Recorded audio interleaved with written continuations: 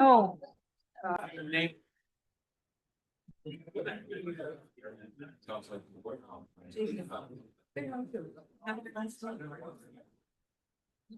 thanks. I need company on this side. They're all over there.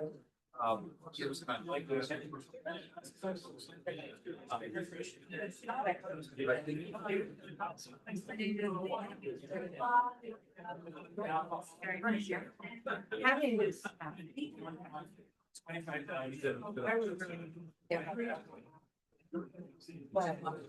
It's a good seat anyway, right? You know. This is the best size. Best size? This is the best size. This is uptown. That's right.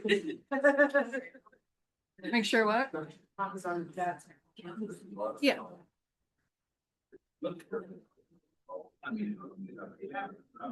I told his wife to be careful of the wires. You were right there. Yeah. She was like,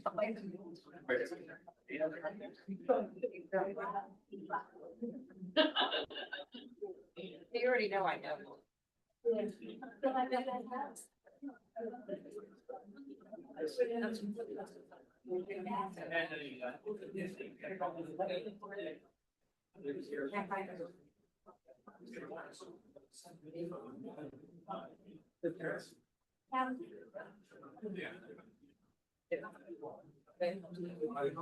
Yeah.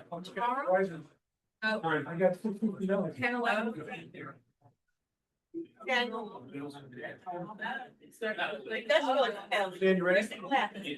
Yes, it's a downtown. Please rise for the Pledge of Allegiance. I pledge allegiance to the flag of the United States of America and to the republic for which it stands, one nation, under God, indivisible, with liberty and justice for all. Thank you very much. Please call the roll. Supervisor Quigley, Here. Councilman Schatzel, Here. Councilwoman Hartman, Here. Councilwoman DeGroot. Here. Ladies and gentlemen, welcome to the Town of Ulster Town Board Workshop Meeting for Thursday, February 5th, 2026. We have a packed house here tonight. Please note the exit signs that are illuminated in the back and on your left. And if there's a circumstances that requires us to evacuate, please go to your left. It's warmer than it is to go out that side because you'll end up in a pile of snow. Are there any additions or changes to the agenda? I have two. One relates to a resolution that's a late presentation on an appointment of an alternate delegate to the Ulster County Planning Board. And the second one is a discussion on a payroll vendor that we had started in December. With that, I would like to break from our top part of our agenda and move to the big show tonight. May I have a motion to authorize the promotion of Javier Castaneda to detective? I'll make that motion. May I have a second? I'll second. May I have a roll call vote, please? Supervisor Quigley, Yes. Councilman Schatzel, Yes. Councilwoman Hartman, Yes. Councilwoman DeGroot. Yes. She has the personnel form, Councilwoman DeGroot. If you wanted to read that, I don't know. Please come forward. I believe that was 4-0, motion passes. Yes, it was. Now let's start the ceremony. I'm not sure that you're in, so the home audience can see you. All right, I'm gonna swear you in and then afterwards your wife will pin you. Yeah. Correct? Okay. All right. Raise your right hand and repeat after me. I state your name, I, Javier Castaneda, do solemnly swear do solemnly swear that I will support the Constitution of the United States that I will support the Constitution of the United States and the Constitution of the State of New York, and the Constitution of the State of New York, and I will faithfully discharge and I will faithfully discharge the duties of the office of detective the duties of the Office of Detective according to the best of my ability. according to the best of my ability. Congratulations. Thanks. Oh.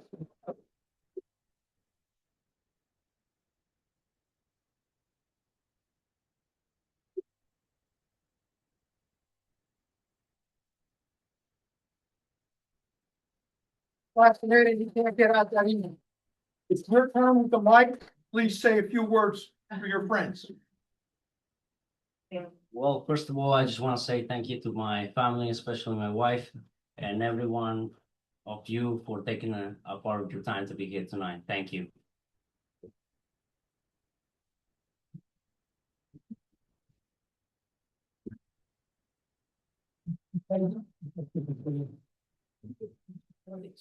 Congratulations. You too.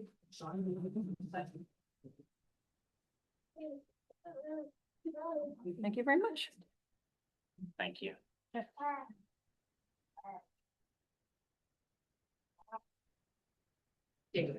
Thank you.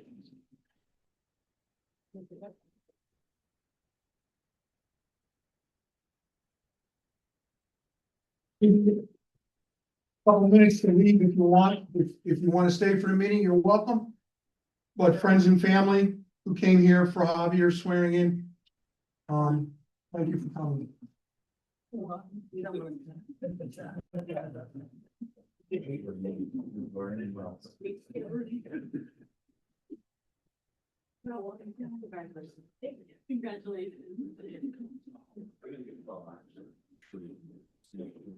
gonna have sheep,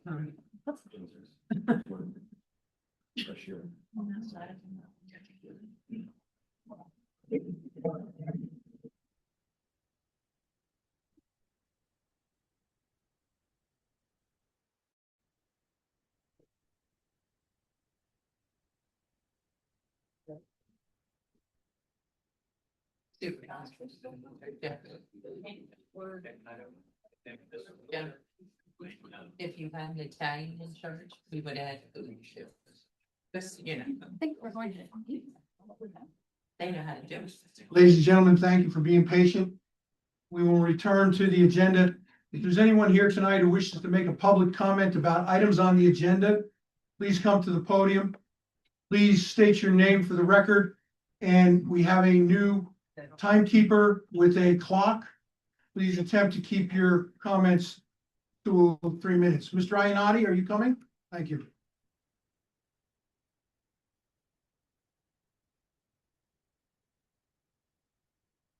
Madam Clerk, members of the town board, Mr. Supervisor, I'm John Iannotti.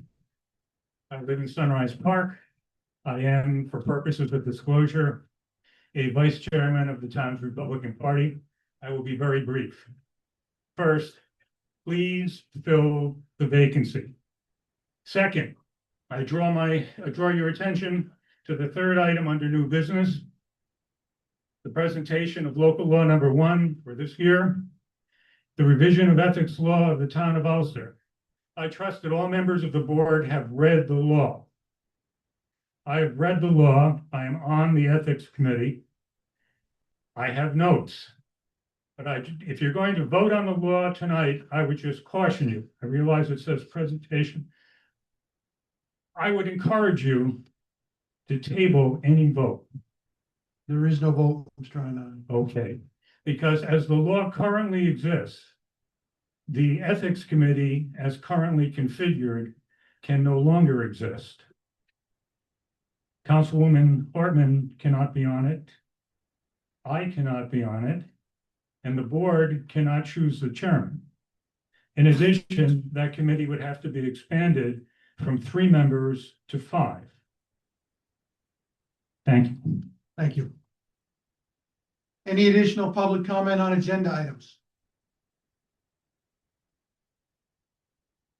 Presentation of agenda item, sir. Is this on an agenda item?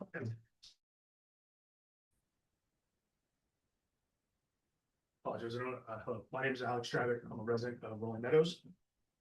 I apologize. I don't know what the agenda item number is for it, but I'm here to speak about the battery plant facility. Good evening, Supervisor Quigley, fellow members of the board. My name is Alex Stravick, resident of Rolling Meadows. I'm here tonight to vocalize my opposition to the best facility. Sorry, is this any better? Yeah. All right, thank you.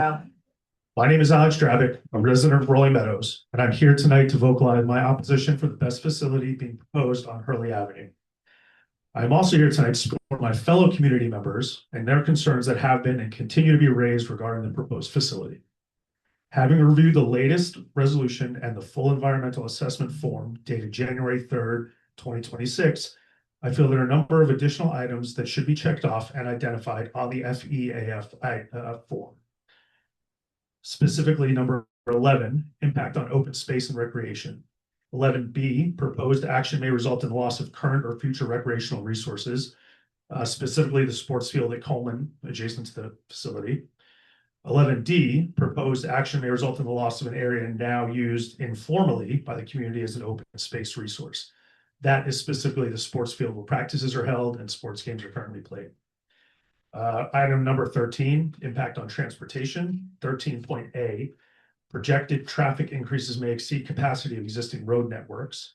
Item 13E, the proposed action may alter the present pattern of movement of people or goods.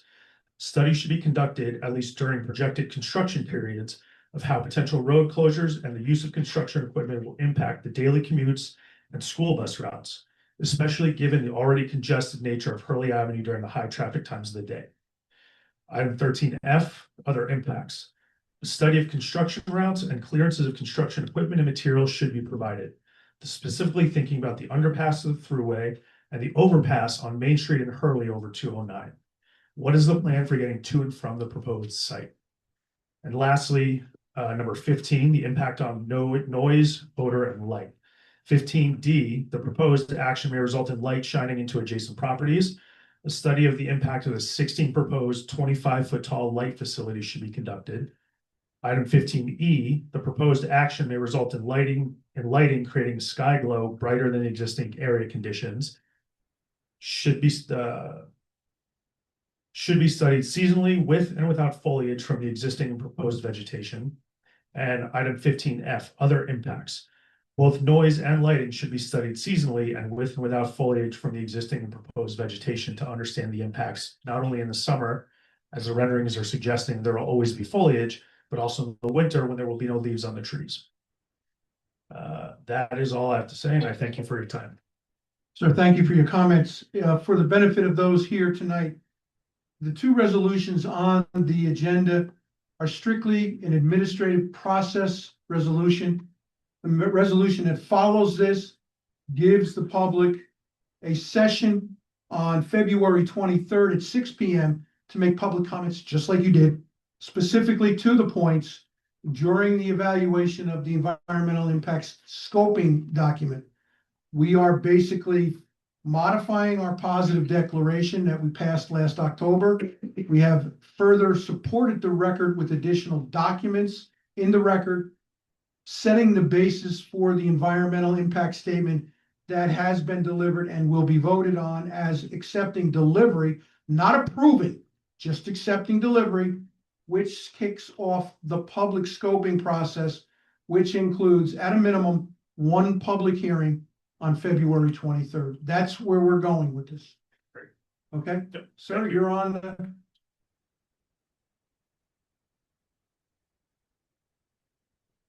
Thank you, Mr. Supervisor and Town Board. My name is Chris Saron. I'm with Labor's Local 17, Hudson Valley Building Trades. And I wanted to make sure I got a chance to give these comments, so thank you very much. Terrigen and the Hudson Valley Building Construction Trades Council have reached an agreement to use local union labor and to build this battery energy storage system in the town of Ulster. This agreement reflects its shared commitment to safety, advanced technology, and good local jobs. The memorandum of understanding ensures that the project will be built by Hudson Valley union workers. These are highly skilled tradespeople who have built some of the region's most complex projects. The Trades Council supports single, clear confidence in the safety and design of this battery storage system. This MOU is important because battery storage helps stabilize the electrical grid by storing energy for when it is needed most. Thank you again for allowing me to Thank provide you. my comments. Appreciate it. It is my fault for not saying the following. We have two public comment sessions. The first comment is specifically related to agenda items. So are you speaking on a specific agenda item? Yeah, Which is one? Which one? the same one. Are you speaking in reference to an administrative process or are you speaking about the project? About the project. Please come back at the end of the meeting when we will have a general question presentation session. In the back, ma'am, you had your hand up? Thank you very much. Are there any other comments specifically on agenda items as it's presented here tonight? Thank you very much. Communications, please. I don't have any tonight. Nobody wrote you a letter this week? No. Mr. Schatzel, department head report? Yes. John Rose couldn't make it tonight, so I'm going to give you the highlights of 2025. All the Board of Health testing was completed for all 7 water districts. A new 443,000 gallon small cell tower was built in the Ulster Water District. We replaced the filter media, green sand, and anthracite in all 3 filters at the Ulster plant. We replaced a mixing system in a large cell tower. We installed a new SCADA system as part of the new cell tower, flushed all the fire hydrants in all the districts, redeveloped well number 2 in Halcyon Park, replaced pilots and rebuilt altitude valves in Cherry Hill Water District, replaced the 8-inch master meter for the Glenary Water District, drained the East Kingston's water tower for an inspection. And here are some of the statistics for 2025. We had 18 water breaks, 383 service calls, 680 marked outs.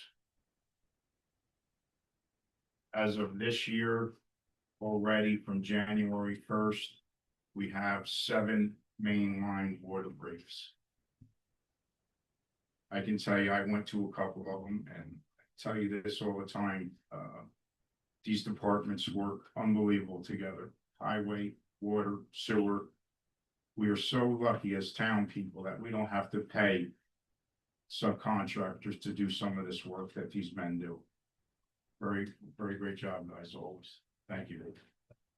And thank you, John. I'm sorry for being here. Chief Berardi, your annual report?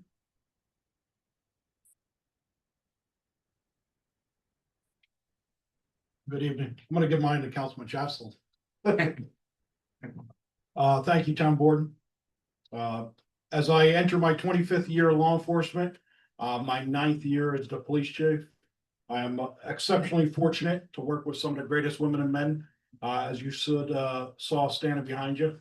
I want to thank the board for their support in the promotion of Officer or Detective Castaneda now. Just to give you a little bit of facts, Officer Castaneda, Detective Castaneda, was the first bilingual officer that we have hired in the history of the Ulster Police Department, and now he is the first bilingual detective in the history of the Ulster Police Department. So here we look for great strides and to improve our ability to communicate and interact with our community in every way.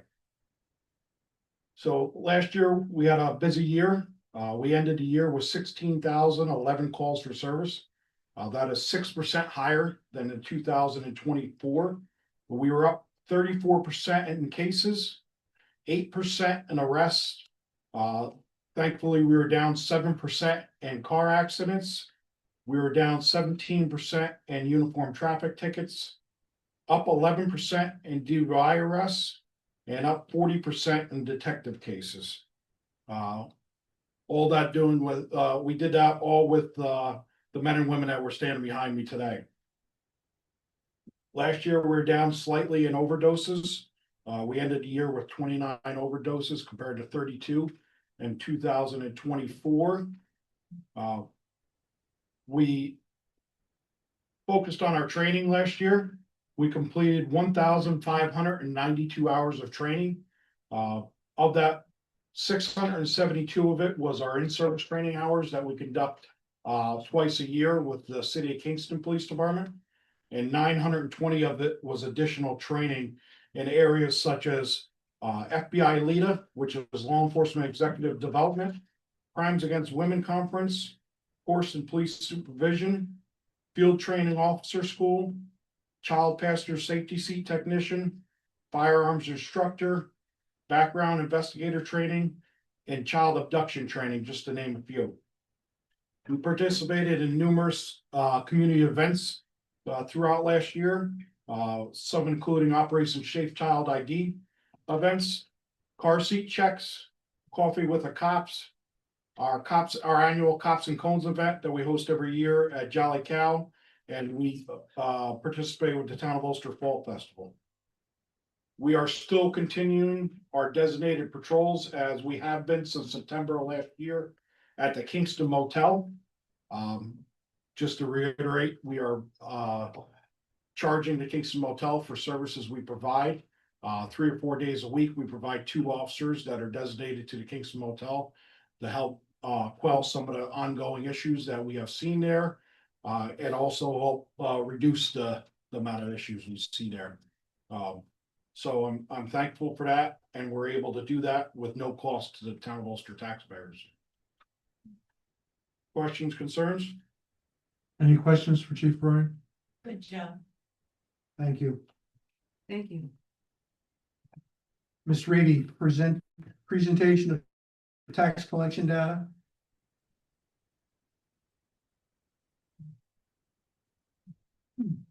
January 1st, we began our tax collection. Our total warrant to collect is $21,950,739.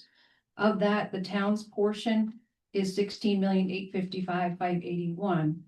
Since January 1st, we have collected 79% of the total tax warrant. We've been working closely with Tashka, our comptroller, since early January, and she's been pulling from the tax collector account in order to fund the special districts and the town's general fund. And I can say that we are 4 days ahead of where we were last year at this time. As of tomorrow morning, the town's portion of the warrant will be satisfied, and all future collections will be turned over into monthly payments to the county. Almost $1 million in payments came through our online payment portal. That portal lives in our Town of Ulster Town website. That system requires customers to visit our website, click on the link to pay their bill, enter their bill number, some specific demographic information, and the exact amount they're paying. An extra burden we face every year, and especially this year, is that we receive payments from customers who find our site simply because it contains the name Ulster, and they subsequently pay their taxes. However, the taxes are intended for other towns. We receive payments for Woodstock, Saugerties, Plattekill, Rosendale, Lloyd, Gardner, New Paltz, Marbletown, Warsing, and City of Kingston. When this happens, it is our responsibility to contact that customer immediately, notify them of their error, and refund the money. So we are definitely not keeping that money. I just want to thank Melanie, the deputy town clerk and tax collector. She's handled the majority of the tax deposits and the responsibility of handling those online payments and refunds. So a huge thank you to her. And thank you to the supervisor who we kidnapped yesterday morning for his Excel spreadsheet skills to help sort out a huge escrow payment. And there was 1,078 payments that came in for that deposit, and 2 were overpayments, and he had no way of finding them. But due to his Excel skills, he handled it in about 15 minutes. So thank you. Any questions for Ms. Reedy? Thank you. Tonight, ladies and gentlemen, in our package is presentation of local law number 1 of 2026, revision of the ethics law for the town of Ulster. This is at the request of Ms. Hartman. This is only a presentation, and I will remind you that at the organizational meeting, the town board adopted a policy as it relates to the adoption of legislation. We present the law here now tonight. 2 weeks at the next meeting, we will schedule a public hearing for that law. For 2 weeks hence, so 1 month from now, we will have a public hearing on this law, where every individual who wishes to make comment about the law may do so. We will keep the record open for 30 days for written comments.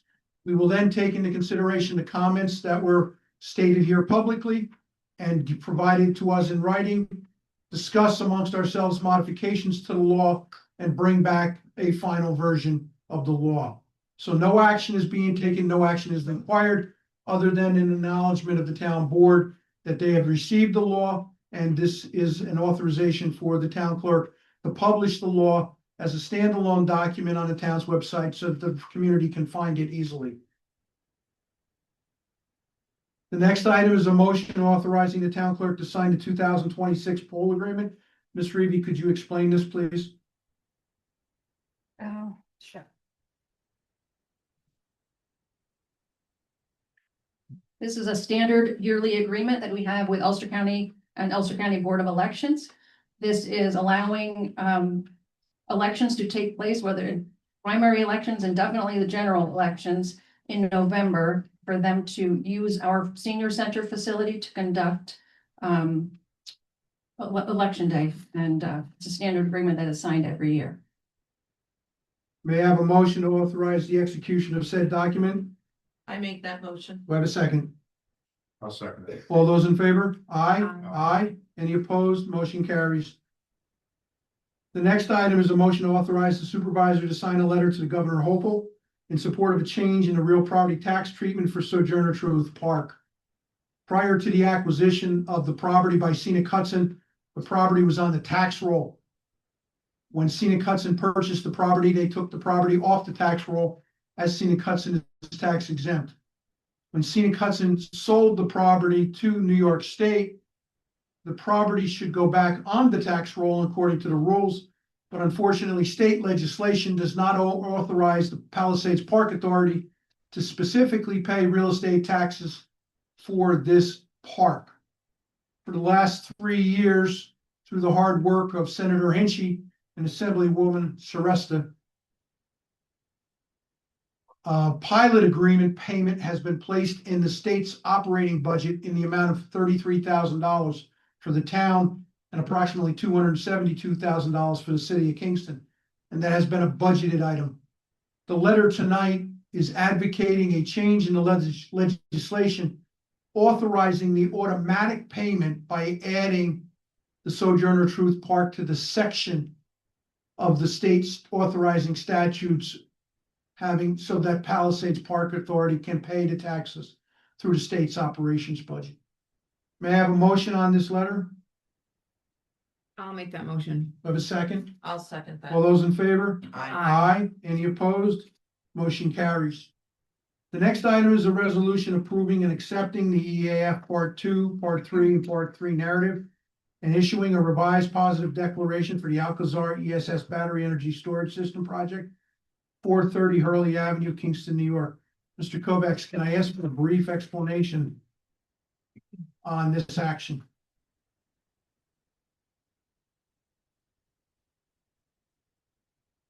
Thank you, Supervisor.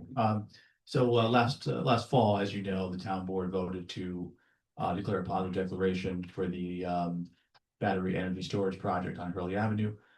Since then, we have retained the engineering firm of Labella Associates, who are they specialize in these kind of environmental reviews, and we've been working with them. And through consulting with them, we have decided to perfect the environmental record. And you have the resolution before you, which basically amends our prior positive declaration and formally adopts the Part 2 and Part 3, which we did not adopt last October. Those documents were not readily available. So that's where we are with the process, and this now starts the scoping timeline going forward. Stay there. I have the next resolution. Sure. May I have a motion to accept the resolution as presented? I'll make that motion. Do I have a second? Second. Roll call, please. Supervisor Quigley. Yes. Councilman Schatzel. Yes. Councilwoman Hartman. Yes. Councilwoman DeGroot. Yes. Ladies and gentlemen, these documents are publicly available on the town of Ulster's website now. It is under the tab called Other Information. Projects on the left-hand side. Alcazar is on the lower corner of that side, and there is a specific section called Scoping Documents. The next item is a resolution receiving the draft scope document from applicant under 6 NYC-RR Part 17 and starting the 60-day adoption period. In addition, we are setting a public scoping session for Monday, February 23rd, 2026 at 6 p.m.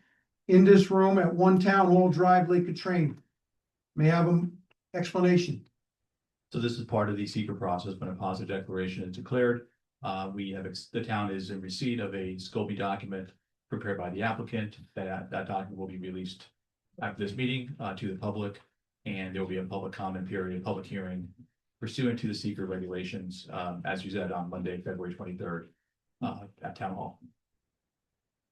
May I have a roll call vote, please? There's no motion yet. May I have a motion? Do I have a motion? I'll make that motion. Do I have a second? I'll second it. Roll call, please. Supervisor Quigley, Yes. Councilman Schatzel, Yes. Councilwoman Hartman, Yes. Councilwoman DeGroot. Yes. For the record, the scoping document will be published on the town's website shortly after the conclusion of tonight's meeting. Therefore, all documents related to the scoping process will be available for public dissemination. The next item is a request by Ms. Hartman. Ms. Hartman, take the floor. I have asked to review the policies on how we get candidates for the various boards that the town has, like the Board of Ethics, Planning Board, Zoning Board. We ended up in a bit of a mess this year. We had a certain process started last year when Mr. Quigley was not here. And then when he came back, that broke up that process, and furthering it was that there was no process really to begin with. And so one of the things they told us, that training that Councilman Schatzel and I went to last month, was that every policy should be reviewed once a year. And so I thought this was a really good one to start with. And what I would like to suggest and that we take a look at, I have given to Mr. Quigley, Mr. Schatzel, and Ms. DeGroot, and also Susie, for you, if you could post it. As an example, there's job descriptions and real explanation as to what each position is. And that we can have a schedule of when we solicit applications and applicants to apply for these various positions, but that they should have good information on the website so they know exactly what they're applying for, what it entails. Is there a fee that they're going to be paid for it? And then we have a schedule of when we accept applications, and then a time period for us to review them so that we are ready for when we have our organizational meeting on January 1st. So I have asked Susie and Melanie in the clerk's office to help me with putting some of these ideas together and creating this process and how we put it on the website. And so I just would like to ask the board if we can have a motion to work on this plan and to hopefully make this process much easier and much better at the end of this year. I would ask for a motion putting Ms. Hartman in charge of this process and asking that she develop the policies that she so advocates for the committees that exist within the town. How long would you like? A year? No. No, hopefully not a year. We're in Couple February? months? I don't know, like, We would like to have it probably published by August. yeah, a few Yeah, months. well, Yeah. I think we can do it sooner than that, because I think we should start soliciting people by August, September to give, Okay, so, so 90 days, yeah. I think we can do with that. 90 days. I'll make that motion. Have a second? I'll second. All those in favor? Aye. Aye. Congratulations. Thank you. On your promotion. They're raised with that? Yeah. Performance-based. Maybe Moving Marianne on. will make me cookies. Moving on to old business. I will. There is a contract in our package.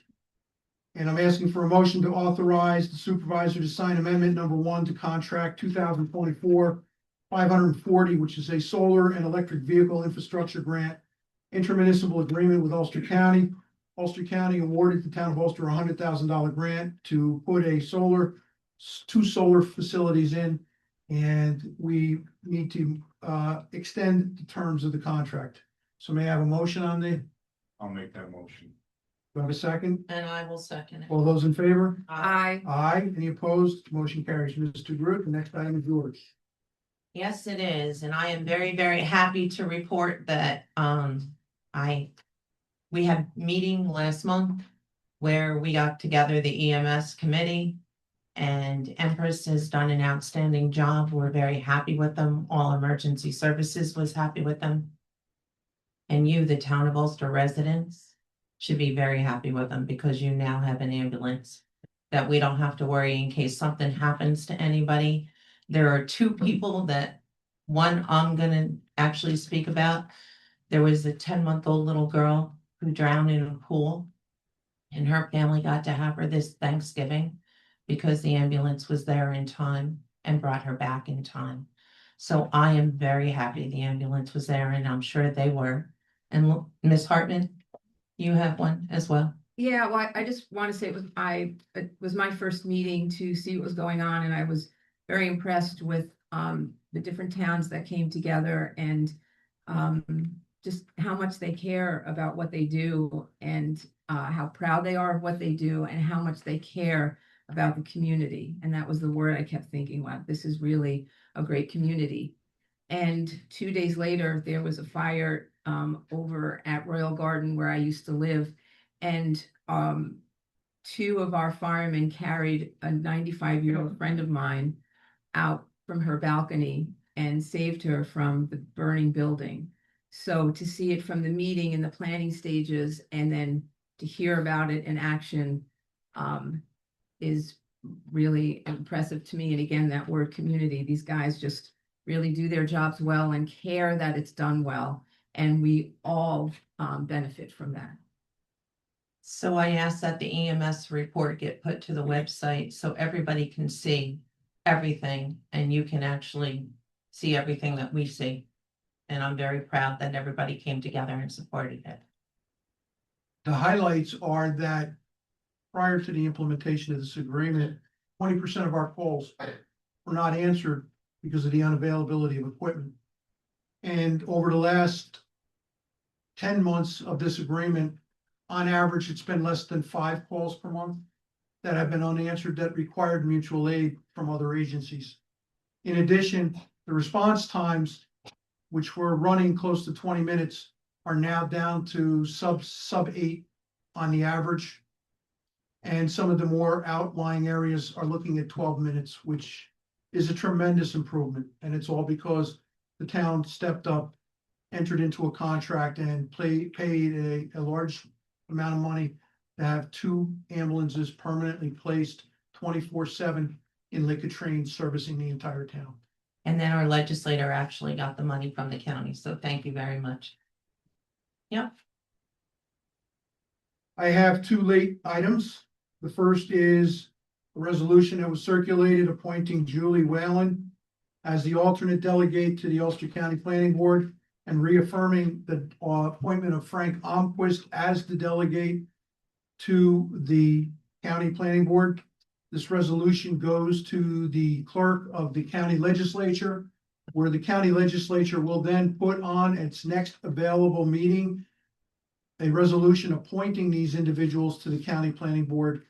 And I believe that that would occur in the month of March.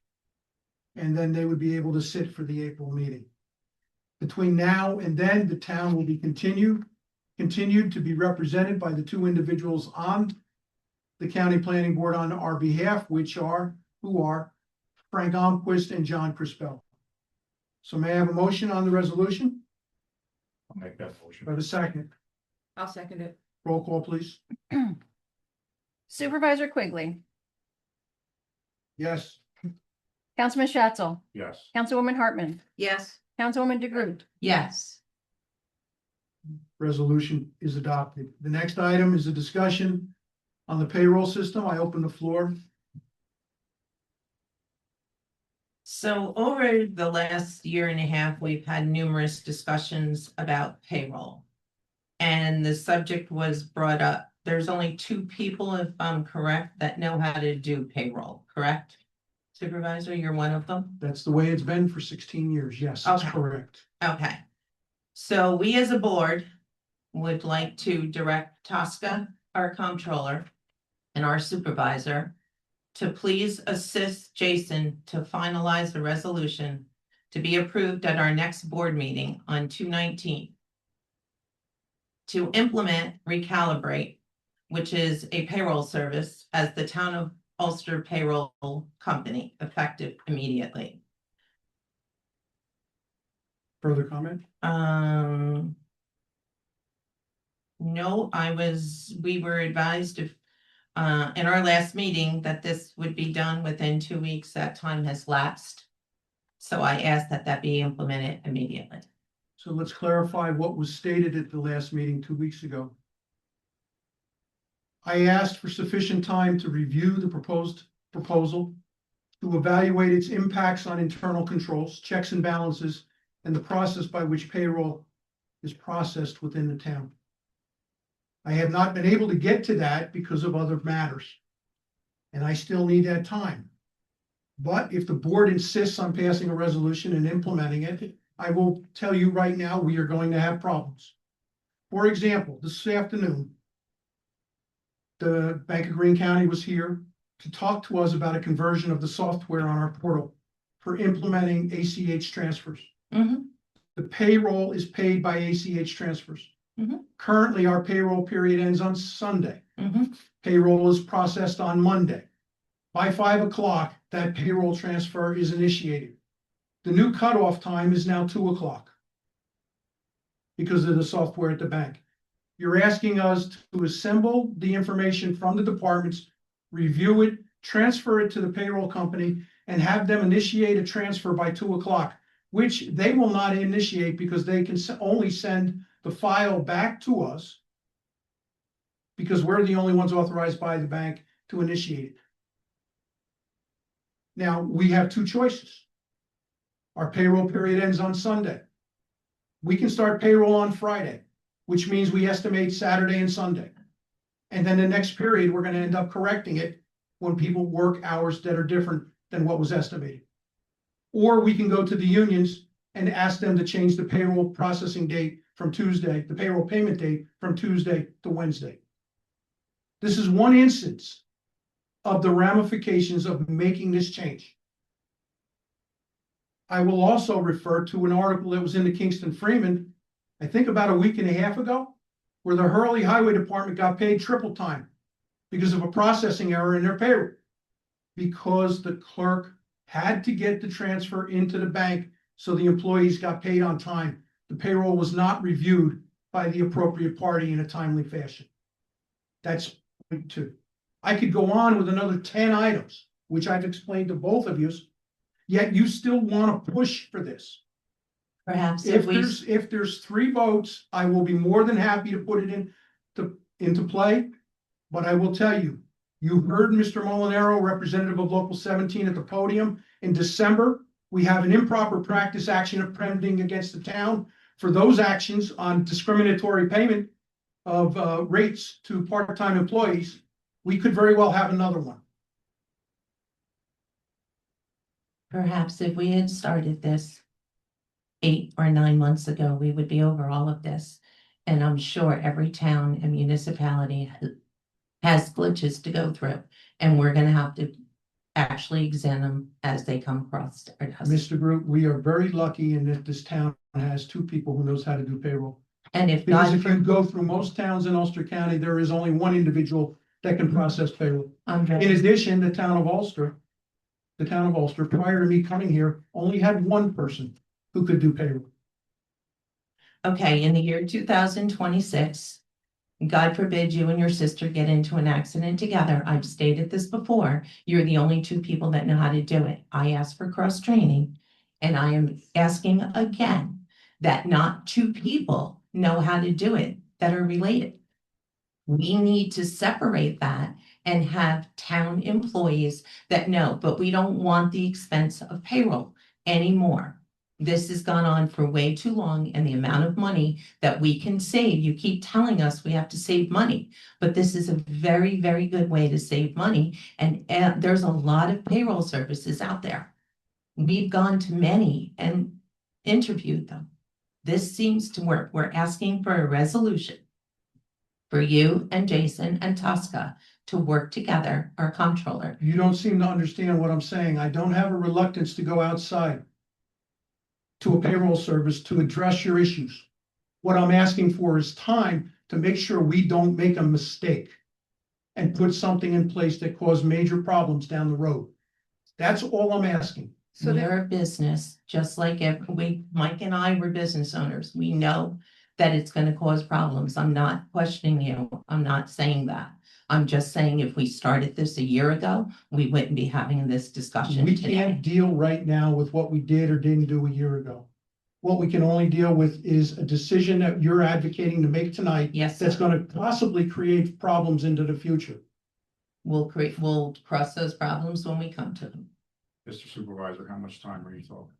Right now, given the secret process, I'm probably talking a month. I talked off that cuff last week and promised 2 weeks and then got buried with secret issues. Is it possibly the same question? Absolutely. You can ask her anything you want. Any board member can ask. How much time do you think to implement?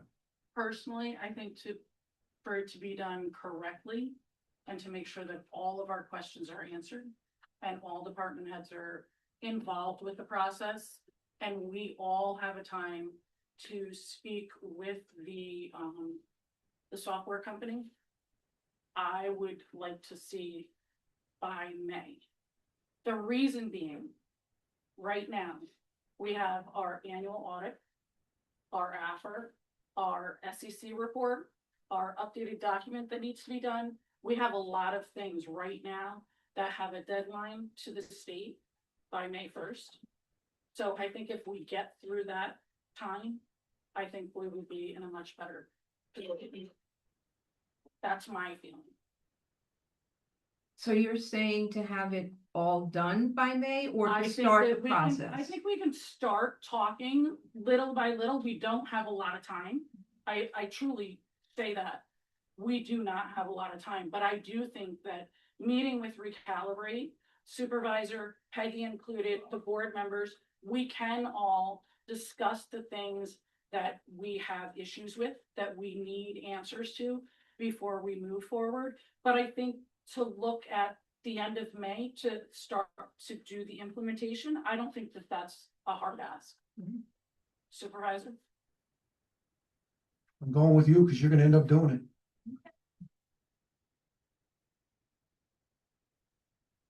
I think we should all be in that meeting with the department heads, so we can work out some of these differences, because there's gotta be a tremendous amount of support from the payroll company that they're gonna have people here to implement these things with department heads, with you, with this, because it's all checks and balances, I get it. You know, I have payroll service. I have As payroll Marion service. Has it. We've all Keep dealt it with through the payroll hiccups. services. We do have somebody doing payroll. I want to make that very clear. And she does do payroll very well. Okay. I understand the checks and balances and the approval processes. I have no problem with that. Our office has been, sort of changed. Our office has changed. And I truly would like Peggy to stay on, at a part-time capacity doing payroll. I feel that she's going to be here as the supervisor secretary.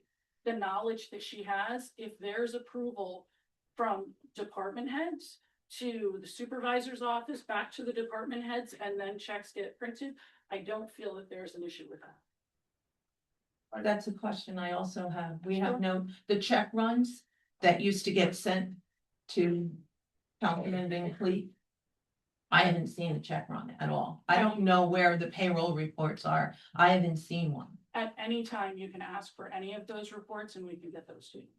I have not seen anything since If you for a email- while. If you email us, we will get them. Mr. Groot, those reports that you're talking about are delivered monthly. They're called the monthly supervisors report. No, I meant individual. So I don't mean, I want to see who gets paid what as far as personnel. That's what I'm asking. The for. net payroll to each individual employee is present in the cash disbursements report that is delivered on a monthly basis and is published and available on the town's website. I understand it's on the website. I was looking at it from a board position for the people. We've had this Okay. conversation Let me before. ask you a specific question. Would you like a copy of the bi-weekly payroll register delivered to you by That's what I email? was gonna. So therefore, I Yeah, ask could for a you do motion that? to authorize the delivery to all board members of the bi-weekly payroll. Do I have a motion? I'll make it. Do I have a second? Do I have a second? I'll make the second. All those in favor? Aye. Motion carries.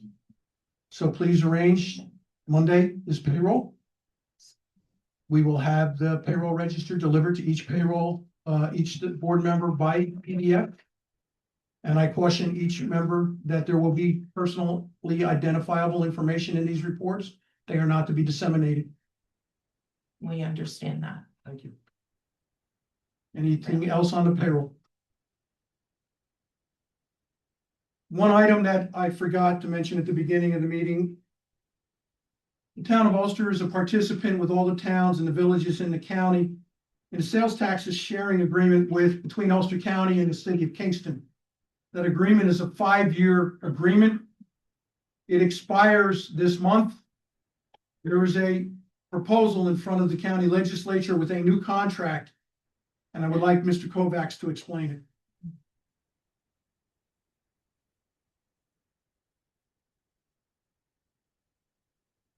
Thank you, Supervisor and members of the board. Speaking to you tonight in my capacity as your county legislator, one of your county legislators, the town of Ulster. I have some concerns about the proposed county sales tax sharing agreement, what it means for this town and for other towns in Ulster County. For the past several years, towns have been effectively receiving the benefit of a 4% sales tax allocation framework. When you look closely at the new proposed agreement, which would go into effect March 1st, what is being presented as an increase to the towns actually turns out in practical terms to be a cut in sales tax revenue. The agreement advertises a potential increase from 3 to 3.5% for towns, but that increase is conditioned on there being no increase in the state of New York's Medicaid cap. The reality is that the Medicaid cap is recalculated and increased as part of the state budget process on a regular basis. Because of that, towns should realistically expect to remain at 3%, not 3.5%, meaning that this agreement provides less certainty and potentially less revenue, more importantly, than what towns have been relying on. Now, I've since learned today that the intent behind the agreement is that it would be the local share of the Medicaid cap not being increased. But critically, that is not specifically mentioned in the agreement. The agreement is very vague, simply refers to a Medicaid cap. So this agreement really needs to be modified and revised before it can be approved by the legislature. I'm also concerned about the process. The current 5-year sales tax agreement expires on February 28th this month. That date has been known for years. Yet over the past year, there has been no discussion at the legislature regarding the details of a successor agreement, either with the legislature or with the various towns. Now, with the expiration only days away, this proposal is being rushed through the legislature at the Ways and Means Committee next week, and then the full legislature on February 17th. With minimal opportunity for review, debate, or town input. Rushing a decision of this magnitude, especially with so many new legislators, is not good governance. And rushing through an agreement that is particularly unfavorable to the towns is not in the town's best interest. I have heard from speaking to some of my colleagues that there may be some movement toward a 1-year extension of the current agreement. And I want to be clear that I would certainly support that if it came up for a vote. A short extension would preserve revenue stability, avoid unnecessary risk, and give all parties, the county, the city, and the towns, time to negotiate a fair, transparent agreement. I believe that approach is prudent, responsible, and in the best interest of the town of Ulster and the other towns in Ulster County.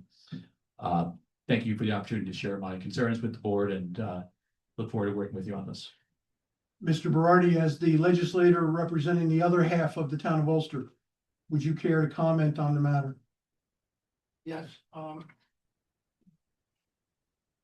thank you, Jason, for that very concise and well-worded explanation. And I stand with Jason in regards to supporting a 1-year extension of the existing agreement rather than rushing into a 5-year agreement with wording that that may well mean that our town and other towns may be taking a cut. Jason had been a legislator last term and I'm starting off, I barely have 6 weeks in the process, had my first committee meeting tonight, and we have not had an opportunity to publicly discuss this new agreement. And I agree with Jason. I think what would be prudent and fair for all the towns would be to go with the 1-year extension of the existing agreement, giving the towns an opportunity to weigh into what they feel is important, and we could work on something. So that's what I'm on the Ways and Means Committee, and I am planning to, if it's not, if a motion isn't made to do it, I will make the motion for a 1-year extension of the existing agreement. So, Gentlemen, going through my email on the sales tax agreement from 2020, I came across an email from former legislator Brian Cahill echoing the same. He was taken back by the fact that the towns wasn't getting more money, and that given the nature of what was going on at the time, he would advocate for a 1-year extension.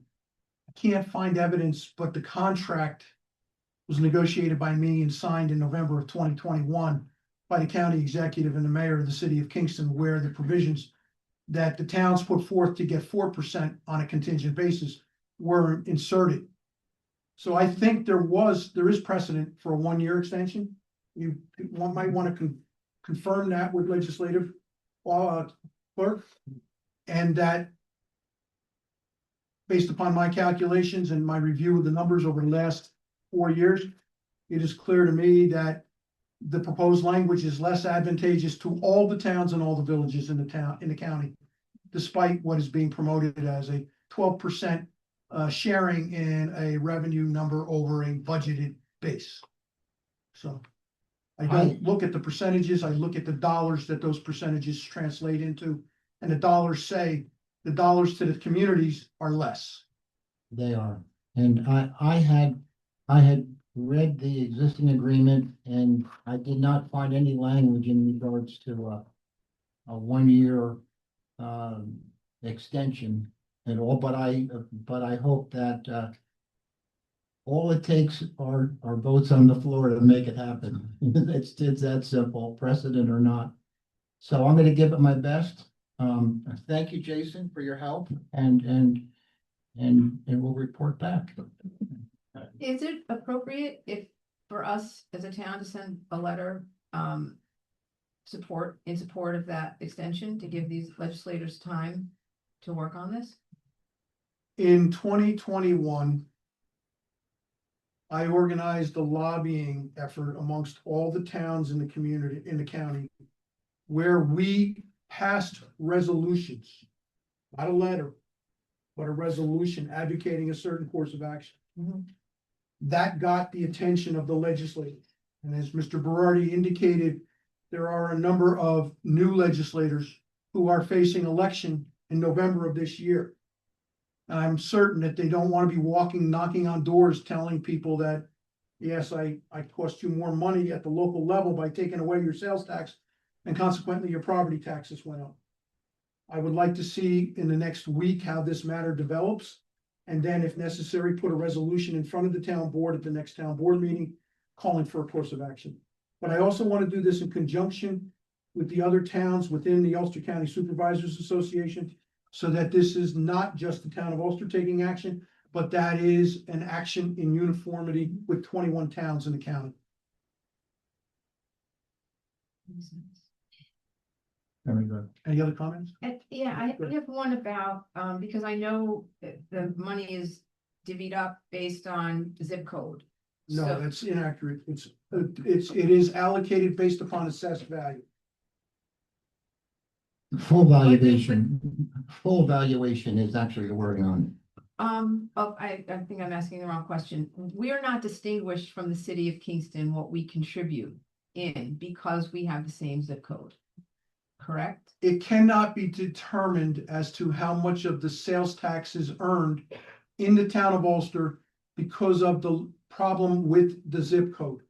In other words, the State Department of Taxation and Finance collects data based upon zip code. And therefore, businesses that are earning sales tax in the town of Ulster are reporting to 12401, and they can't figure it out. I ran a research project with Assemblyman Cahill's office about 8 years ago, talking to the State Department of Taxation and Finance about a way of getting at that data, and was unsuccessful. We need a new zip code. That is a federal government issue with the post office. Just giving you. Well, you know, how much do we put in? Are we getting a fair share back? That's the question, you know? It's interesting you raise that question because in 1967, when the sales tax was imposed in the city of Kingston by Mayor Garrigan, he was clearly aware that the future growth in retail sales was not within the city. And they put their sales tax in place before the county did by, I think, about 2 years. And it was shortly thereafter that they entered into a sales tax sharing agreement between the city and the county. And it was only several years after that before the towns were able to share in the sales tax being generated. But this is a 50+ year old issue. And nobody fixed it. Just saying, we pay for a lot for people to shop here.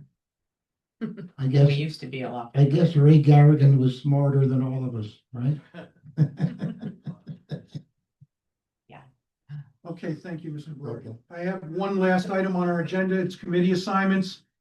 The board will be returning to me their selections of the committees, and I will be bringing back a summary chart to be voted on at the next meeting. That's what our understanding is, right? Yeah. Ladies and gentlemen, that concludes our scheduled agenda tonight. I'm pleased to open the floor to general comments on any matter that any individual.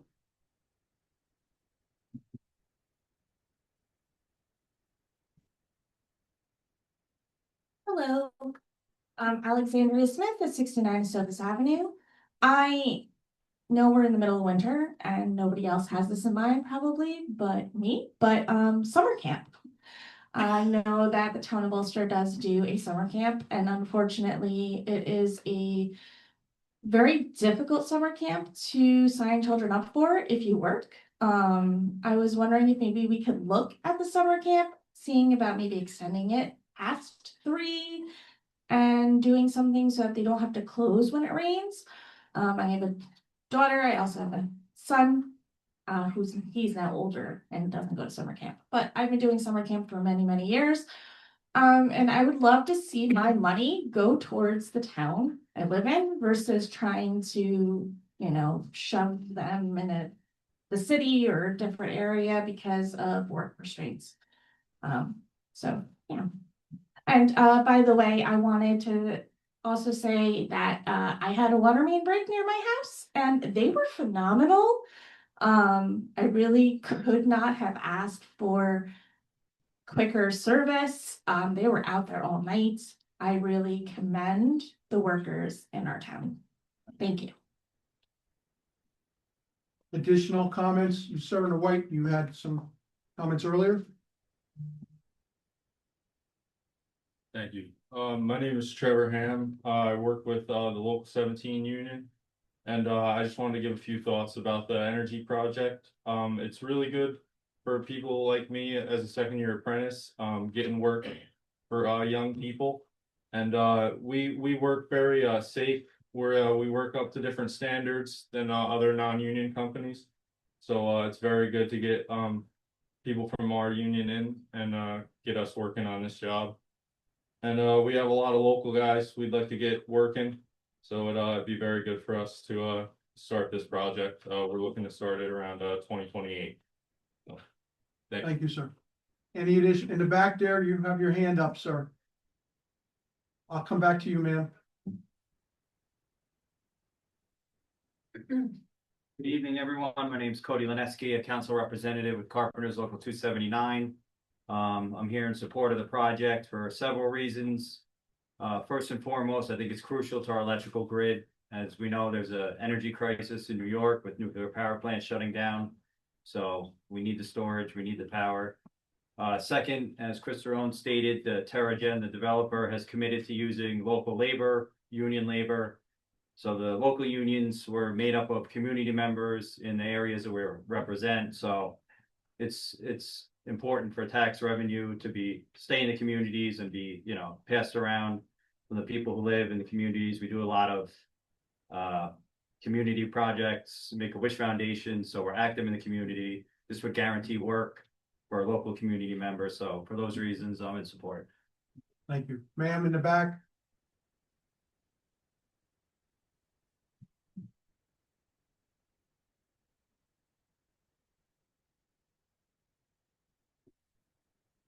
My name is Janet Cross, and my husband and I have lived for 23 years in Hurley, or as our town will be known if Terrigen has its way, the evacuation zone. I was a delegate for Al Gore in 2000. I'm a staunch environmentalist, and it astonishes me that anyone would call Best Farms clean energy. Lithium is not clean, it's not safe, and it's inherently unstable. You can't dispose of a lithium battery in the regular trash because it's hazardous waste. But Terrigen and its minions tell us that 300 14-foot-high trailers stuffed with lithium batteries are safe.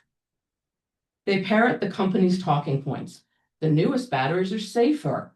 New York's fire codes are stringent. There's little chance of a fire. All of these promises were also made to the town of Warwick, and they all literally went up in smoke. The best fire there was spewing so many toxins it was closed down. These included hydrogen cyanide, the chemical used to horrific lethal effect in concentration camps, and also in gas chambers for capital punishment in this country. And during a thermal runaway fire, the newer LFP batteries actually produce more of some toxic chemicals than the older batteries. These fires must be left to burn themselves out, which is why fire departments across the country are speaking out against them, and many communities are banning them. For example, the Gateway Energy Fire in San Diego burned for 7 days, spewing carbon monoxide, hydrogen fluoride, hydrogen cyanide, and hydrogen chloride into the air all the while. At the Moss Landing fire, the entire community was evacuated, and people needed medical attention as far as 18 miles away. And after a fire, the poisons seep into the soil and groundwater. They don't blow away, they're there for good. Oh, and by the way, Terrigen has already had 3 significant fires at its facilities in California, where the fire codes are stricter than ours. One of those fires required community evacuation. The one way the Hurley project would be unlike the Warwick project is that it would be 25 times larger. By far the largest in the state and one of the largest in the country. These are supposed to be in remote industrial locations, the polar opposite of the Coleman High School site.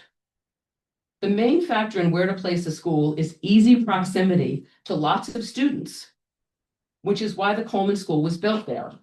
It's surrounded by homes, other schools, and houses of worship within walking distance, with some homes right across the street. It's the textbook definition of not remote. Thank you, ma'am. It's 3 minutes. One more thought. Do you have your comments that you can submit in writing? I'm just going to ask that please, for the sake of our community, please oppose this project. Thank you. Are there any other public comments here tonight? Ma'am? Yeah. Hi, my name is Len Luca, and I'm happy to represent New Yorkers for Clean Power. I'm here to thank the members of the board for opening the secret process and considering the opportunity for energy storage in Ulster. New things can affect us emotionally in different ways. In 2008, I got an older family member a cell phone because I knew it would keep her connected and keep her safe. When I handed it to her, she freaked out and she dropped it. She was afraid to touch it. Smartphones were just starting to become mainstream. As technology becomes more commonplace, it becomes easier for us to see the value, and then we wonder how we got along without these things earlier. Once energy storage systems became more common, more and more town boards began to see how beneficial this energy investment is. Residents are starting to learn more about our 100-year-old electrical grid, why it is overloaded, and how extremely expensive and slow it is to upgrade. We're already learning more about how utilities work, how the volatility of natural gas pricing makes our energy bills skyrocket whenever someone threatens a war, and that using a home battery system shows us how energy storage on a small scale or at a larger scale helps us avoid times when utilities charge peak prices. More and more people are learning how expensive and polluting gas-fired peaker plants are. This is an ideal time to support battery energy storage. We all use batteries and rely on them every day. The technology in the proposed system is tested and verified as safe by Underwriter Laboratories. And the safe operation of systems is assured by the new safety codes, which are the most rigorous in the nation, and those are approved by the firefighters who know those laws and who those laws affect. Remembering how quickly we adopted smartphones and how they are now a normal part of our lives, we can see that with all technologies, the biggest gains go to the early adopters. I celebrate the intelligence and foresight of this community for considering this opportunity now, ahead of the curve. I urge the town board to adopt the resolution approving and accepting EAF Part 3, and Part 3 narrative and issuing a revised positive declaration for the Alcazar Battery Energy Storage System project. Thank you for hearing. Thank you. Ms. Freed?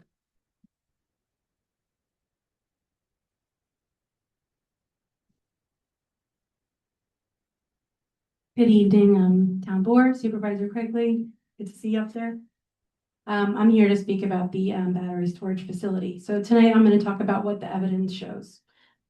Unresolved BESS failures. So recent BESS fires and recent BESS fires are real and their causes often remain unclear. The BESS failure incident database by ERPI lists 12 BESS fires in 2025 alone, with several entries identified as unknown or under investigation. I did research Terrigen's 2023 fire. I did not find their finalized report as to the rationale about why their facility went had a fire. So I think it would be really good for us to have that conclusive evidence about why that happened. So if the root causes of these facilities remain unresolved, how can SEEKR take a hard look at the safety and environmental impacts or conclude that this technology is appropriate for residential areas? Increased grid and energy demand. Battery energy storage systems require continuous heating and cooling to maintain safe operating conditions as mandated by applicable safety standards. This ongoing HVAC demand creates a permanent auxiliary energy load that increases system size and cost while reducing overall efficiency. Engineering studies show that these thermal management requirements can increase BESS system size and cost by 40 to 300%, with impacts on project economics and ratepayer-funded infrastructure. So if continuous HVAC operation is required for safety, where in the SEEKR review are the resulting energy demand, emissions, and ratepayer impacts fully analyzed? No evidence of energy cost reduction. After reviewing PSC filings, NYSERDA reports, and statewide news coverage, I found no verifiable evidence that any large-scale BESS in New York has lowered residential electric bills. There is no documented homeowner, public record, or PSC file case study showing measurable cost savings. While BESS are promoted as price stabilizing, in practice, ratepayers absorb infrastructure upgrades, continuous HVAC energy use, and market arbitrage losses, while private operators collect the profits. If there are no documented evidence that large-scale BESS have lowered residential electric bills in New York. How does the seeker review justify claims of economic benefit to the local ratepayers? Documented environmental contamination risk. Environmental contamination from best fires have been documented. After the 2022 Moss Landing best fire, marine geologist Ivano Aiello, who I've spoken to on the phone, found elevated concentrations of nickel, manganese, and cobalt in soils in the Elkhorn Slough, with contamination detected up to approximately 2 miles from the site. His coastal wetlands analysis estimated that roughly 55,000 pounds of metals were disposed. I will continue this on the 23rd. Sure you have a written comment to submit? I do, yeah. I'll give you this one and I'll continue it on the other. Thank you. Thank you. In the back, yes, in the back row.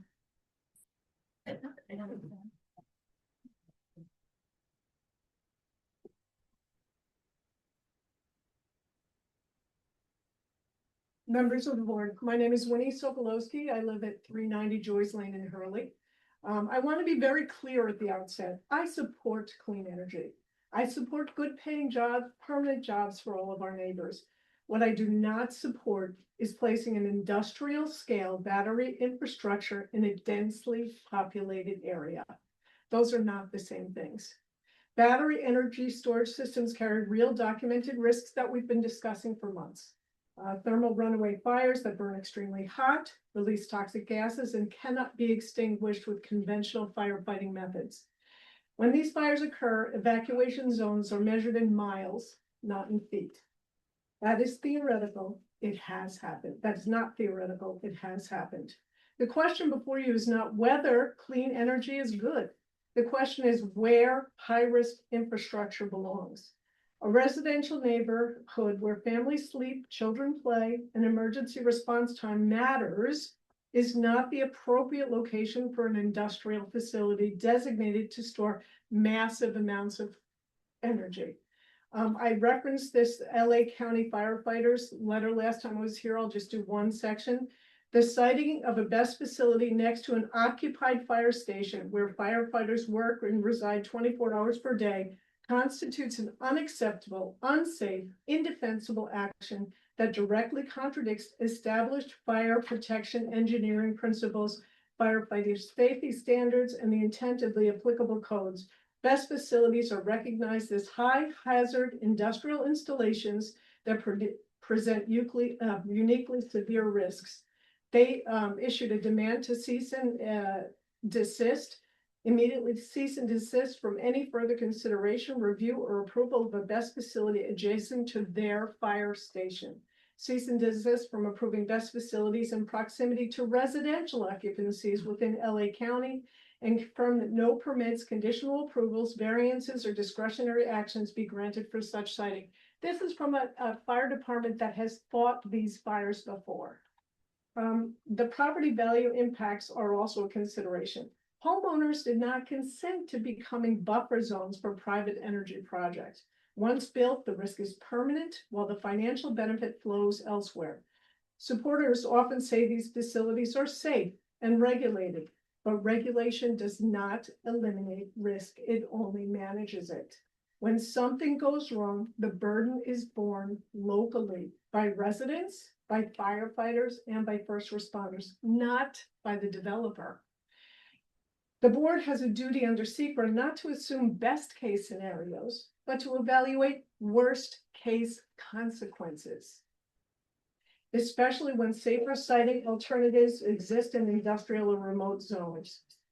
Clean energy must be done responsibly, intelligently, and with community safety first. Thank you. Thank you. Any additional comments in the back in the corner?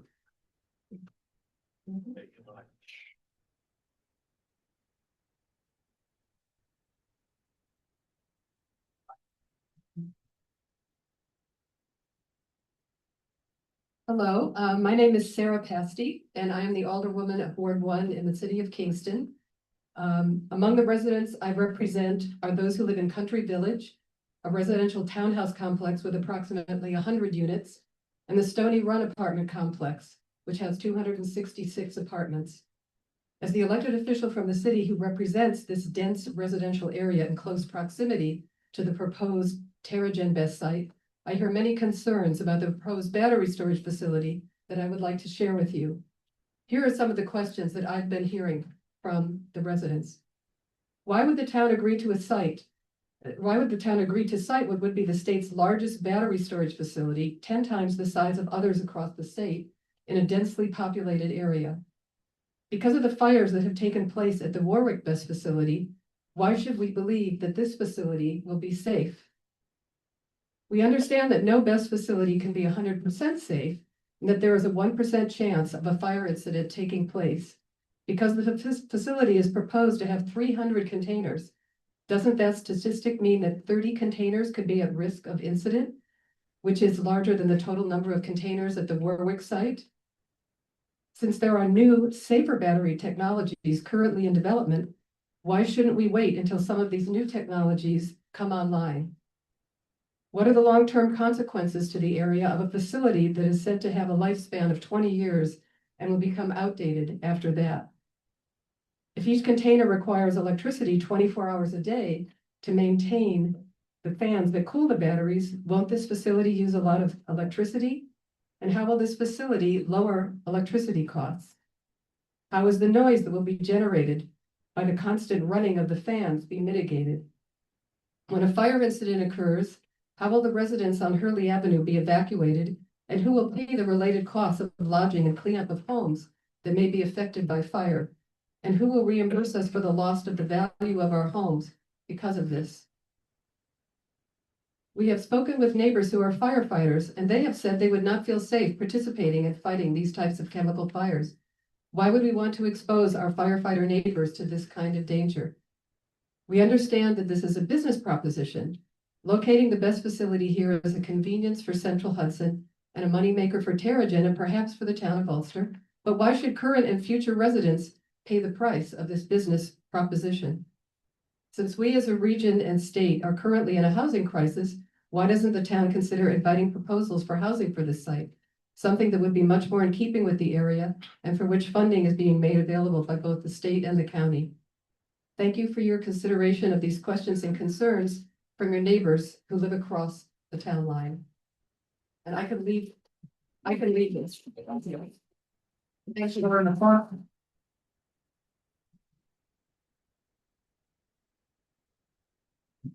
Hello, everybody. My name is Elias Mavreas. I live on Long Island. However, I'm currently a senior at SUNY New Paltz studying geography with a concentration in urban planning. For our senior year, my roommate and I moved off campus to an apartment in town, and we've already noticed how inconsistent and expensive our energy can be. Our bills seem to jump around on a monthly basis, and it's a bit frustrating. It's really made me realize how much reliable, affordable electricity impacts our daily lives. That's why I wanted to come tonight to voice my strong support for Terragen's proposed battery energy storage project in the town of Ulster. This project really matters because it addresses challenges that will directly impact people like me and you all here: high energy costs and pollution that harms public health. Energy storage helps lower electricity costs by storing power when it's cheap and available and releasing it back to the grid when demand and prices go up. This means fewer price spikes and a more reliable supply. It also greatly reduces the need for dirty power plants that burn gas and oil on the hottest and coldest days, driving up costs and worsening air quality.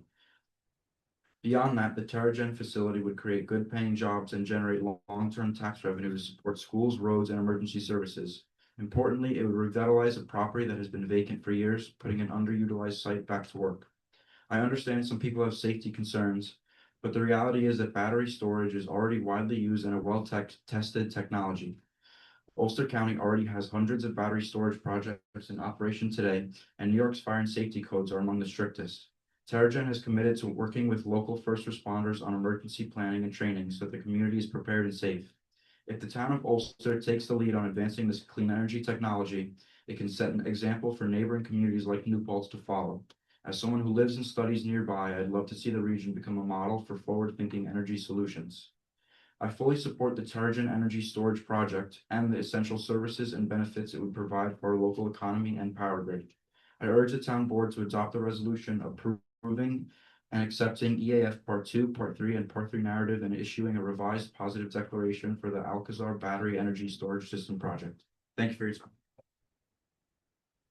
Any in the back there, ma'am?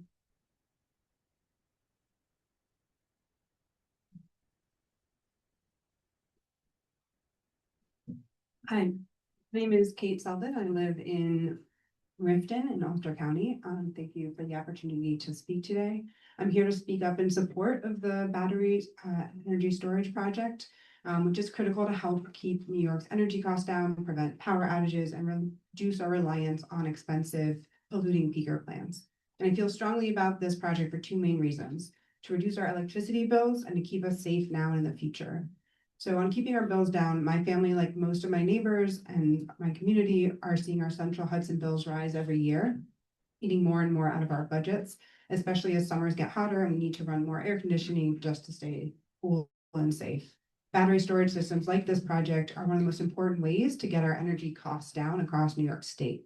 They absorb energy from the grid when it's cheap and clean and release it onto the grid when it's most needed, when we all come home from work and turn on our lights. And because of these projects, instead of firing up the dirtiest, most expensive power plants that give our kids asthma and pollute our air, we simply pull clean energy out of the batteries. And that saves us all money and helps clean our air. On the second point, I want to see this project forward to keep our grid more stabilized and keep us safe. Just this winter, we've seen crazy storms already, and I know these are only going to increase as the climate gets more extreme. And we're also seeing unprecedented strains on our power system with more and more energy use. And these threats can increase the chance that the grid goes down. And batteries like this one are so important because they quickly can kick in and provide local power, restoring critical infrastructure after there's been an outage, and they respond to signals within milliseconds. After I had a baby and spent a winter in a house without a generator, with an infant, I felt really vulnerable to extreme weather in a whole new way. And I want to see that there's more infrastructure locally that can help stabilize our grid so that our families are safe in these conditions.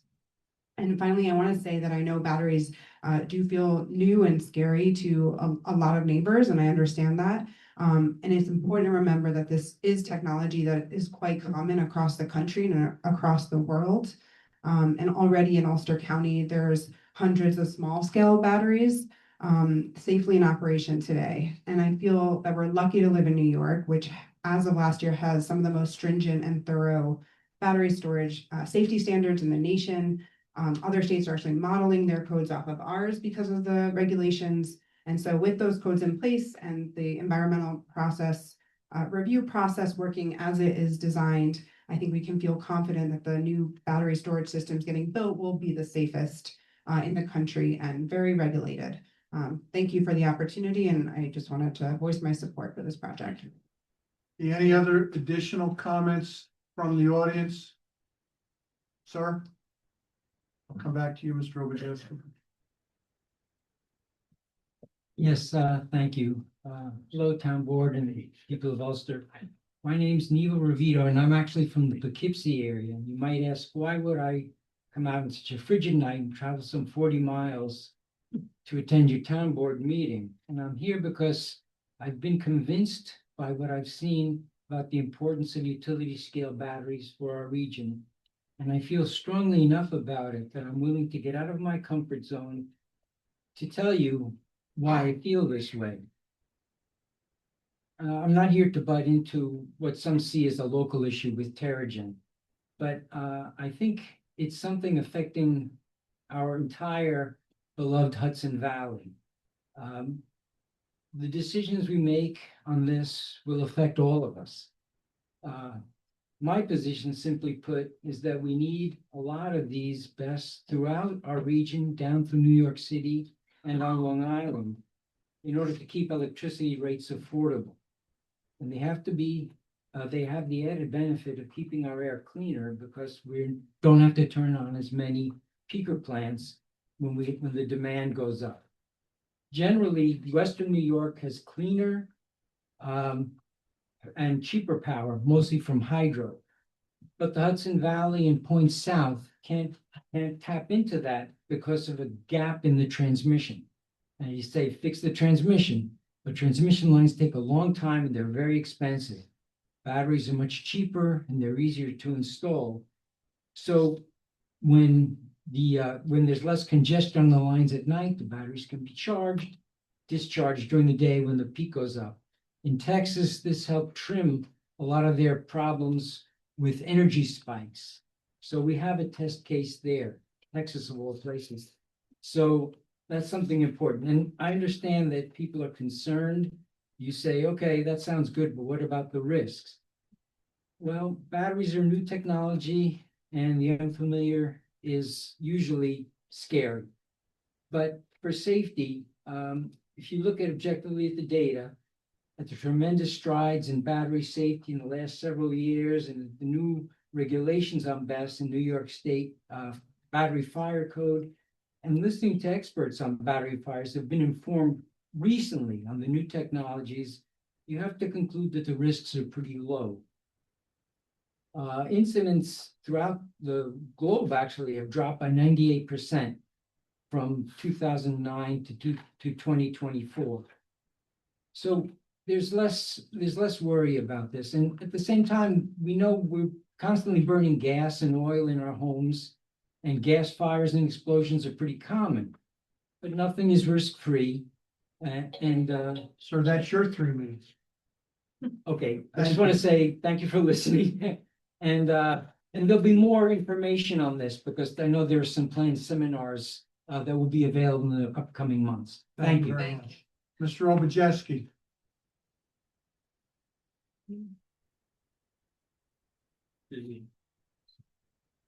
That looks like more than 3 minutes. No, I'm not gonna read. Regis Obujeski, representing tonight the town of Ulster citizens.org. The more that I found that we read and talk to other people about batteries, particularly BESS, the less we fear them. Certainly the less I fear them more. We're also trying to expand some of our knowledge by reading, in a sense, outside of the immediate scope and looking at companies like Wood Mackenzie, which is a global energy research company. I've been reading quite a bit about that. And also the New York Times Climate Forward newsletter. There's the battery industry is moving ahead, whether we like it or not. That doesn't mean that's not an endorsement of this project. There'll be plenty to say on the 23rd, plenty of other things to say. We should also know that there is pressure besides just international direction on this whole thing. There's pressure in the state of New York. There are companion bills right now that would, in a sense, take away the decision-making ability to do what we're doing here today and on the 23rd and through POSDEC, and it would be going to NYSERDA to make these decisions to fast track the intent to get to 6 gigawatts. I want to thank Supervisor Quigley for sending a couple of us down to the Bronx to see how it works in smaller facilities that are close to schools, industrial facilities, apartment buildings, and they seem to do a pretty good job down there. And I would say that our host down there said, you know, we work very hard on the front end every single day so that we don't have to clean it up on the back end. And it makes a lot of sense to me. They also said, if you want to know how we're doing it, take a look at our Bible. It's called Section 1207 of the New York State Fire Code. And I've read it 3 times, and I've patched 2 pages of questions for the developer as well as the town board to consider regarding that. The other thing that's a concern here is the credibility and the character of the developer, TerraGen. Because they have not revealed very much, and maybe they can't because they're tied up a court, who knows, about their best fire in Marin County. And, you know, what was it? Was it a warehouse, facility, kind of like the that big Moss Landing fiasco in California? Nobody's doing that anymore. If that's what it was, I don't think anybody would hold them to it. But what is it? And so credibility has to do with the character of the developer. And so I don't feel, I don't know that the town does either, any trust. All done. Okay, we can read it. There's quite a bit here. Thank you, sir. Thanks a lot. Any additional comments here tonight? I have 2 more, sir. 3. You already spoke, sir, I think, right? Yeah, I can't speak. I'm not allowed to speak yet. No. 3 minutes. Sir, How you guys doing? My name is Danny Conti. I live here in Ulster Park. I'm an IBW 363 electrician, and I'm here to speak in favor of the project. I understand the fear when everybody hears battery storage and possible fire hazard associated with these projects. The new safety regulations and ever-changing new technology and continued improvement with the battery themselves, many concerns should be addressed. In my opinion, some may not understand, without battery storage, all of these large-scale solar farms that are being proposed and built all over to save our environment will be rendered useless unless there is battery storage available to store the power created. The battery storage is a critical component of solar energy, and if you are a proponent of solar energy and its benefits, battery storage is a must. TerraGen has committed to using all local labor to build this project if approved, and I ask the board that if all criteria is met to approve this project. Thank you. in the back, ma'am.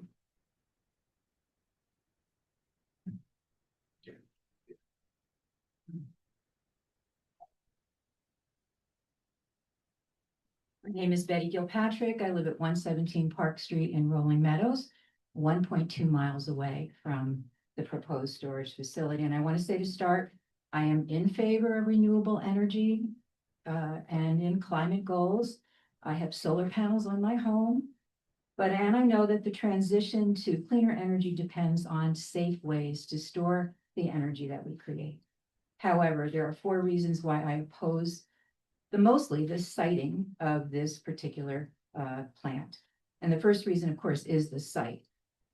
Putting an industrial scale lithium ion battery storage facility in a residential area, specifically Hurley Avenue, 1.2 miles from the home my husband and I just bought 3 years ago. We are both retired, and it is our one and only asset. In addition, my niece goes to school at the Edson School. She's 5 years old. My 4-month-old nephew lives on Adams Court in Hurley, 1 mile from this site. And I just feel that that is really the wrong place for a facility of this size. Secondly, there's a safety issue. No matter how many safety codes you have, the chance of a fire still remains, even if it's 1%. And of course, we all know it's more than that. We don't have the infrastructure to handle a fire. Our Spring Lake Fire Department has 9 volunteers. And from the time we moved to Hurley, there have been signs all over the neighborhood looking for more volunteers. We don't have the infrastructure to deal with the problem if it should arise.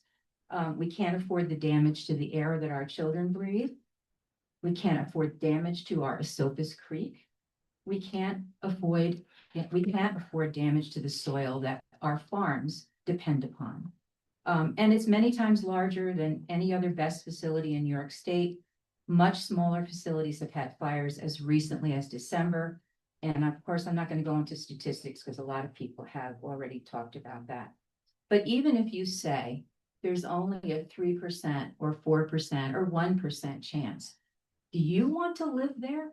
I don't. And I also don't feel that my house value is going to improve by having this facility 1.2 miles from my house. Third is cost. It will not lower our energy bills because TerraGen will buy low and sell back to us at a higher price. My electric bill for the month of December was $1,019, and that's an 1,800 square foot fully electric home. Of course, my solar panels will hopefully help me with that. But I don't believe that I can absorb a higher cost of energy, which is what I feel this project will do. Ms. Kilpatrick, that's your 3 minutes. Last thing, technology. There is safer battery storage technology already. What will happen in 2 or 3 years when this technology is obsolete? We'll be stuck with the bill. Any additional comments? Any additional comments? Ladies and gentlemen, our next scheduled meeting of the Town of Ulster Town Board is for Thursday, February 19th in this room. It's a standard monthly meeting, And then we will be holding the public scoping session on Monday, February 23rd at 6 p.m. Bring your questions back, your comments back at that meeting. It will be fully transcribed, recorded, and preserved for the record. And thank you very much, and we'll see you later. May I have a motion to proceed to executive session in reference to collective negotiations pursuant to Article 14 of the Civil Service Law? I will make that motion. Do I have a and second? I will second. All those in favor? Aye. Can I just